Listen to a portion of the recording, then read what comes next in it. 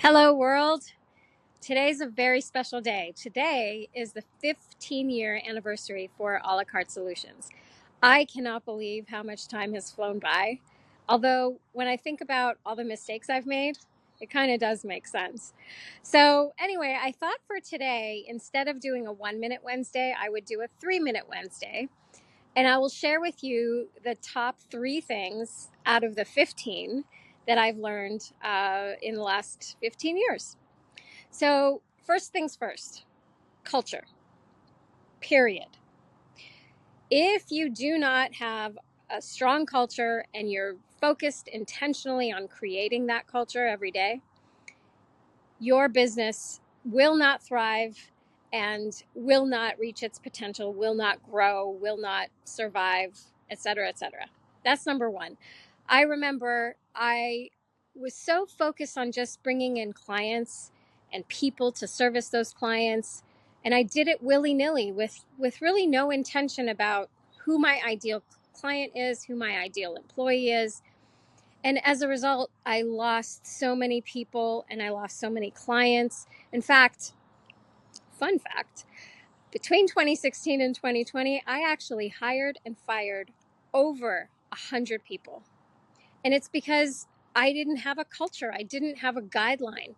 I was just hiring and firing and bringing clients and losing clients like crazy. So that's my number one thing is what are your personal core values? How are you going to bring them to life through your culture? Second thing is know your strengths and leave your ego at the door.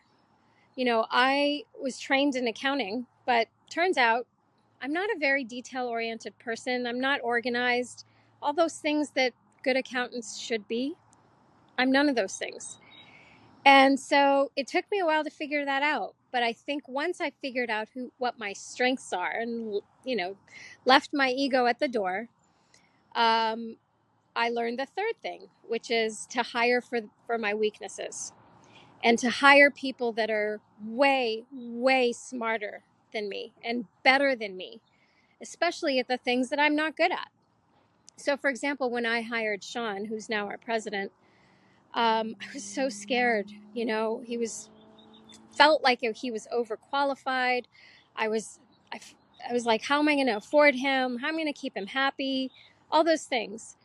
But as soon as I made room for someone else to come in and support me and take care of the things that I'm not good at, right? I stopped becoming a bottleneck in my own company.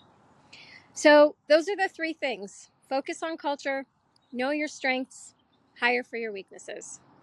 Thank you so much for celebrating this special day with me. Check out the website for the other 12 tips. Bye.